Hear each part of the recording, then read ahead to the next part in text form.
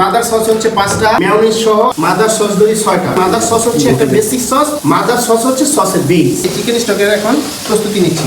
Chicken স্টকের জন্য aromatic vegetable দিয়ে দিলাম অ্যারোমেটিক ভেজিটেবলের মধ্যে অনিয়ন, এখন দিব গার্লিক, দিয়ে দিলাম এখানে চিকেন কারকাস, দিয়ে দেবো একটু ব্ল্যাক পেপার। যে স্টকটা তৈরি হবে মূলত এই স্টকটা দিয়ে আমরা বেলুতে সস বানাবো। এই স্টকটা বানানোর জন্য আমরা এখানে বিফ কারকাস নিয়ে নিয়েছি, ক্যারট নিয়েছি, গার্লিক নিয়েছি, স্যালারি স্টিক নিয়েছি, কুকিং অয়েল অথবা অলিভ অয়েল, যে কোনোটা দিয়ে এটা করা যেতে পারে। একটু ম্যারিনেশন করবে